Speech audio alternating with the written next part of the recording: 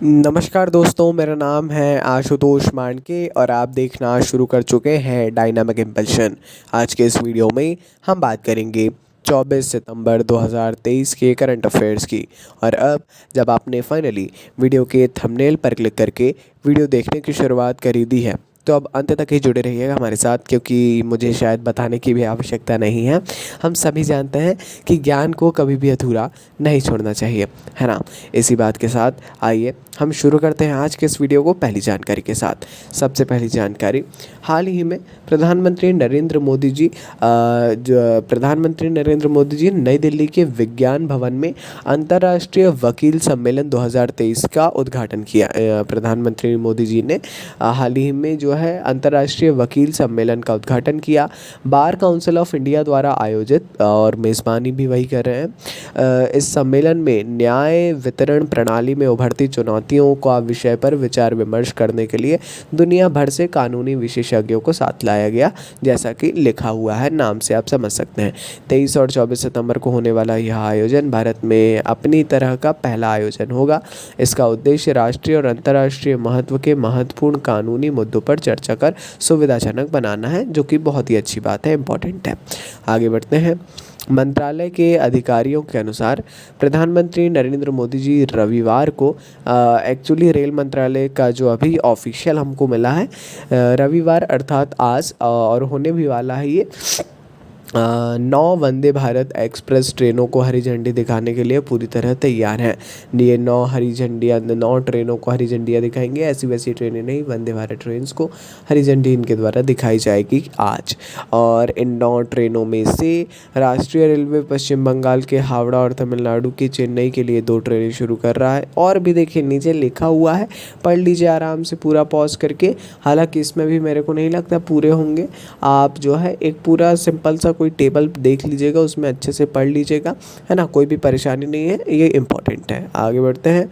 ये भी प्रधानमंत्री जी से जुड़ा हुआ है। हाल ही में नरेंद्र मोदी जी कई महत्वपूर्ण मील के पत्थरों को चिन्हित करने के लिए अपने लोकसभा क्षेत्र, जहां से सांसद हैं, वाराणसी का इन्होंने दौरा किया।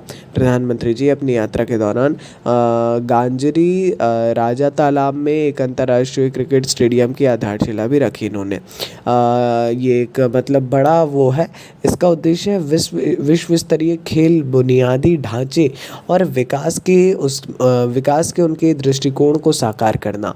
वाराणसी के गांजरी राजा तालाब में स्थित अंतर्राष्ट्रीय क्रिकेट स्टेडियम लगभग 450 करोड़ रुपए की लागत से बनाया गया है।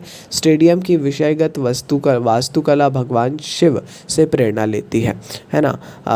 और भी इसमें कई खासियत है, जैसे कि ये अर्धचंद्राकार छत कवर है। इसमें त्रिशूल के आकार का फ्लड लाइट और घाट सीढ़ियों पर आधारित बैठने की व्यवस्था जैसे कई तत्व शामिल हैं। आप फोटो अवश्य देखिएगा इसकी, आप स्वयं देखेंगे तो थोड़ा सा आपको भी लगेगा। यह स्टेडियम आधुनिक और विश्व स्तरीय खेल बुनियादी ढांचे को विकसित करने के लिए प्रधानमंत्री जी के दृष्टिकोण का हिस्सा है और बहुत ही शानदार है, जैसा हमने बताया, इम्पोर्टेंट भी है। आगे बढ़ते हैं। एक महत्वपूर्ण राजनयिक विकास में, हालांकि ये अंतर्राष्ट्रीय मामला है पूरा, ध्यान से समझिए। चीन और सीरिया ने औपचारिक रूप से रणनीतिक साझेदारी की स्थापना की है। हाल ही में चीन और सीरिया दोनों ने ही जो है औपचारिक अपनी रणनीतिक साझेदारी स्थापित की है। यह घोषणा चीन के हांगझू में चीनी नेता शी जिनपिंग और सीरियाई राष्ट्रपति बशर असद के बीच एक बैठक के दौरान हुई, क्योंकि शहर एशियाई खेलों की मेज़बानी के लिए तैयार था। अस्थिर अंतर्राष्ट्रीय माहौल की दृष्टिभूमि के बीच शी जिनपिंग ने सीरिया का समर्थन करने और उसके विपरीत चीन की प्रतिबद्धता पर विशेष जोर दिया, है ना। अपने लिए तो नहीं है, लेकिन अब अलग अलग ओपिनियंस आ रहे हैं। आगे बढ़ते हैं। भारत, इजराइल, संयुक्त अरब अमीरात और संयुक्त राज्य अमेरिका, मतलब I2U2। I2 का मतलब इंडिया और इजराइल, और U2 का मतलब यूनाइटेड स्टेट्स और UAE। इस समूह ने महत्वाकांक्षी संयुक्त अंतरिक्ष उद्यम का अनावरण किया। हाल ही में इन्होंने ऐसी घोषणा की है कि हम जल्द ही अपन ये चारों जो देश है वे मिलकर एक स्वयं का अंतरिक्ष उद्यम शुरू करें, संयुक्त अंतरिक्ष उद्यम, है ना। इस सहयोगात्मक पहल का उद्देश्य है नीति निर्माताओं, संस्थानों, उद्यमियों के लिए व्यापक अनुप्रयोगों के साथ अभूतपूर्व अंतरिक्ष आधारित उपकरण बनाना। यह घोषणा भारत के हालिया सफल चंद्र मिशन के बाद हुई, जो चौकड़ी के अंतरिक्ष अन्वेषण प्रयासों में एक महत्वपूर्ण मील का पत्थर है। आइए आगे बढ़ते हैं, ये शायद अंतिम जानकारी है। हाल ही में पर्यटन मंत्रालय ने असम के विश्वनाथ घाट को वर्ष 2023 में भारत का सर्वश्रेष्ठ पर्यटन गांव घोषित किया। देखिए, असम के विश्वनाथ घाट को, है ना, यह मान्यता एक व्यापक चयन प्रक्रिया के बाद आती है, जिसमें देश भर के 31 विभिन्न राज्यों और माफ़ कीजिएगा, मतलब देश भर के 31 राज्य और केंद्र शासित प्रदेश जो है, इसमें 791 आवेदनों की समीक्षा शामिल थी। असम के मुख्यमंत्री हिमंत बिस्वा शर्मा ने इस उपलब्धि पर प्रसन्नता व्यक्त की और राज्य में ग्रामीण पर्यटन को बढ़ावा देने के लिए सरकार द्वारा किए गए अपार प्रयासों पर प्रकाश भी डाला, है ना। उसी का फल आज इन्हें मिल रहा है इन पुरस्कारों के माध्यम से।